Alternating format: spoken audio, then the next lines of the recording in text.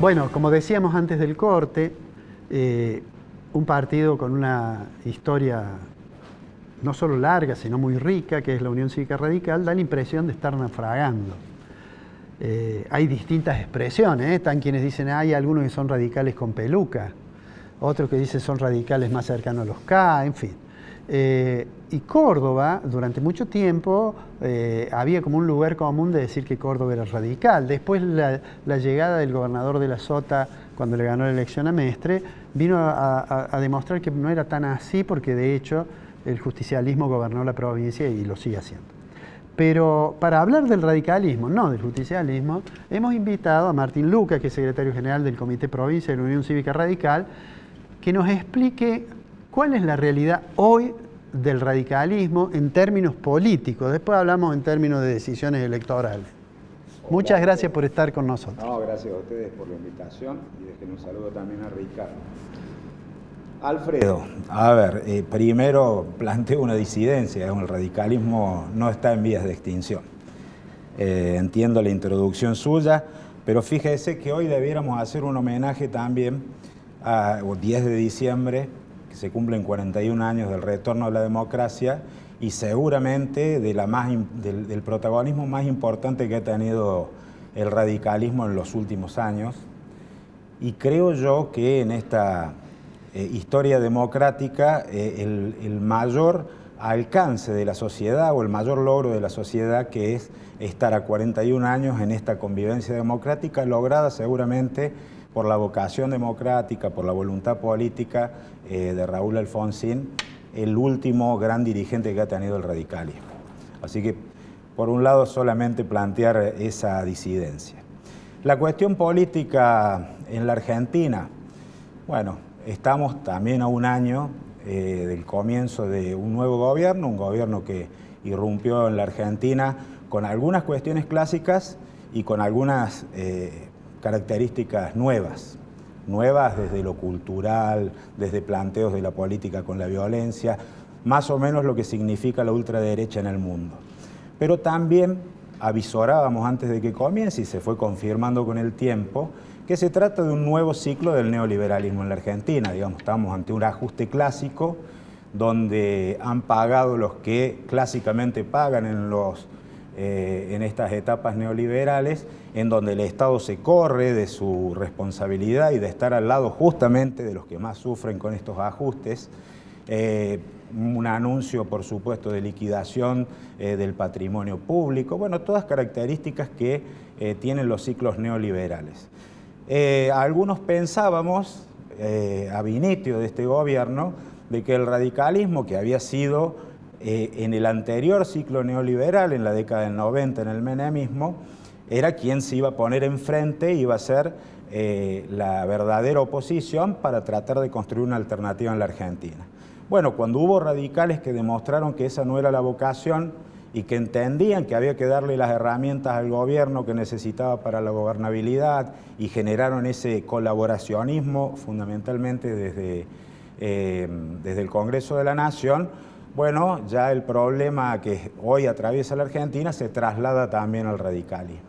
Y en ese sentido es que el radicalismo está en un debate que lo muestra, como usted decía al principio, a lo mejor en vías de extinción y muy debilitado, porque poniéndose del lado de la sociedad seguramente no entiende qué es hoy el radicalismo, está confundida. Por un lado hablan algunos con un discurso más clásico que tiene que ver con la doctrina del radicalismo y por otro lado otros que justifican lo que entendemos que desde la doctrina del radicalismo es condenable. Hablábamos del ajuste recién, yo lo escuchaba atentamente al doctor Gataz, que hacía la salvedad de quiénes son los que vienen pagando el ajuste del gobierno y bueno, por supuesto nombraba a los jubilados, digamos, que se han convertido en la anunciada casta, porque son los que están pagando estos problemas. Te digo esto, creo, corregime, que ya desde el gobierno de Macri, 2015-2019, es como que el radicalismo perdió protagonismo, porque también en el gobierno de Macri hizo, si se quiere, se esté o no de acuerdo con lo que Macri hacía, pero hizo cierto seguidismo de las decisiones. ¿Por qué razón no puede un partido que tiene además unas estructuras orgánicas, digamos, bien constituidas, no puede aparecer con más protagonismo, o no hay auditorio para lo que tiene que decir el radicalismo?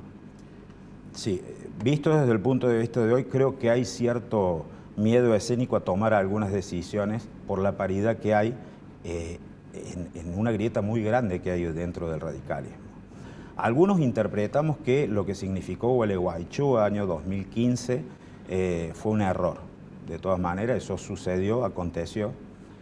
Creo que entendieron algunos que eran propensos a la alianza con Macri, a la alianza, de que el radicalismo iba a ser parte del partido de gobierno, cuestión que se encargó Mauricio Macri de decir también en el inicio de esa gestión que no iba a haber un gobierno de coalición. Lo que se dio fue una coalición en el Parlamento también, digamos.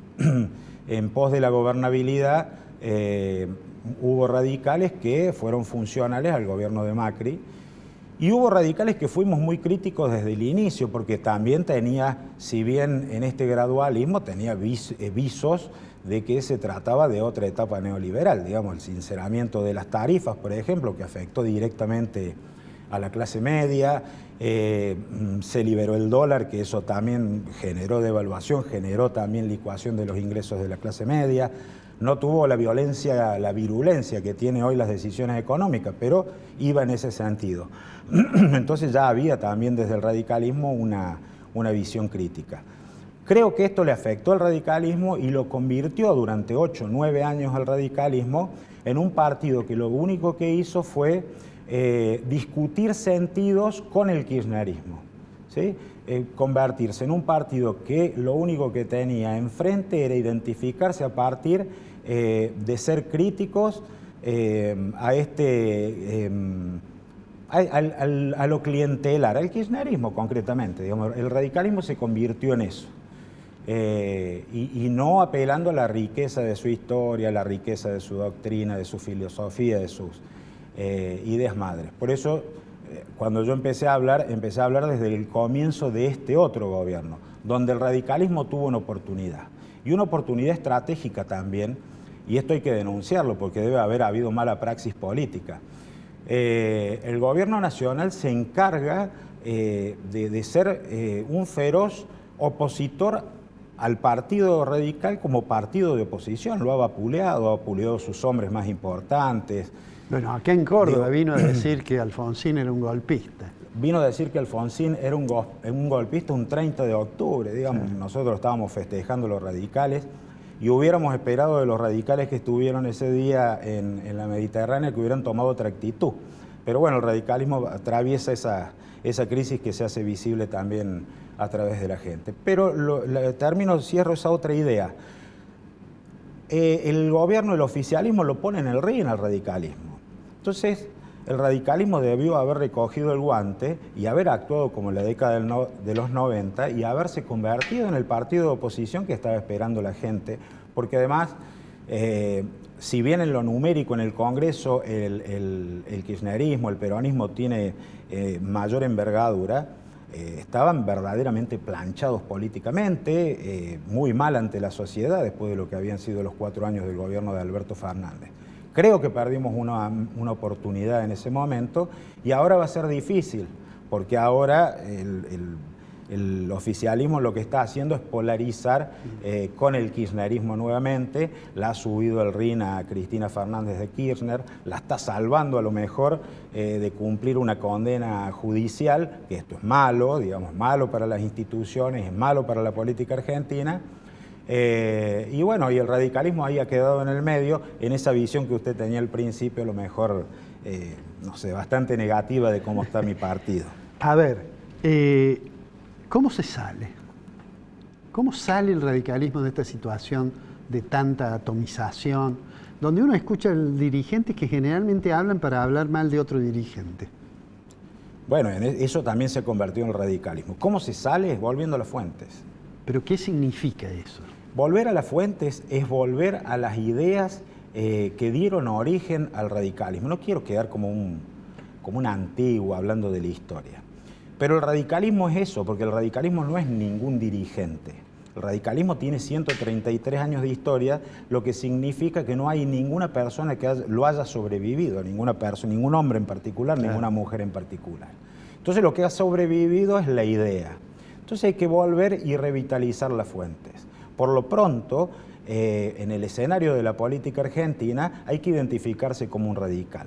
Nuestros fundadores nos dijeron que el radicalismo era la causa de los desposeídos, entonces no podemos dudar cuando hay una decisión de gobierno que va en un sentido o en otro. El radicalismo significó a la sociedad argentina la democracia. De la constitución formal que teníamos, el radicalismo significó el voto libre, la llegada de Irigoyen. La llegada de Irigoyen, disfrutar las libertades políticas, las libertades civiles, la incorporación de un montón de gente a la sociedad. Bueno, el radicalismo tiene que recrear eso y lo que significa tomar decisiones en función de esas ideas. ¿Hay algún grupo que está haciendo eso? Nosotros en Córdoba hemos tenido la semana pasada una importante reunión. Digamos, el radicalismo padece una dispersión enorme, creo yo, precisamente por la falta de debate y por la falta de identificación de grupos con ideas y grupos que se identifican más con hombres. Algunos venimos de los grupos clásicos, digamos, yo milito en el alfonsinismo desde que soy joven, por ende, digamos, entendemos que mantenemos una línea. Y en Córdoba se genera un foco de toda esta discusión porque el presidente del bloque del radicalismo en el Congreso, en la Cámara de Diputados, es un representante de lo que podemos entender como el colaboracionismo. Y ha sido el último candidato a intendente y ha sido hasta ahora un dirigente que ha caminado casi solo en la arena del partido. Y lo que hizo fue acumular a distintos sectores que tienen representación dentro de los gobiernos municipales, porque cargó a los intendentes, a los concejales, porque generó un encuentro de concejales de toda la provincia, a los legisladores provinciales. El bloque le responde prácticamente de manera completa a él. Y hoy tiene también la conducción del partido, pero en donde no se encuentra solo, digamos. La conducción del partido, estamos todos los sectores. Así que ha sido una tarea en este año muy difícil de empezar a articular a los sectores progresistas del partido, que estábamos absolutamente desarticulados. Esa ha sido la tarea del año y esto ha sido lo que hemos hecho el fin de semana. El fin de semana. Martín, te vamos a volver a invitar, ojalá que la iniciativa de lograr que el radicalismo, digamos, vuelva a tener claro qué es lo que representa y a quiénes tiene que representar y que se fortalezca. Porque yo creo que eso es bueno, más allá de mis convicciones personales, digo, pero es bueno para el sistema democrático que un partido como el radicalismo tenga más importancia. Te vamos a invitar seguramente el año que viene para ir evaluando cómo va ese proceso de refundación, o si querés llamar de retorno a las fuentes de la Unión Cívica Radical. Muchísimas gracias, Alfredo. Bueno, muchas veces nos mataron y todavía estamos vivos, así que seguramente vamos a estar mucho mejor cuando me invite la próxima vez. Va a ser un gusto.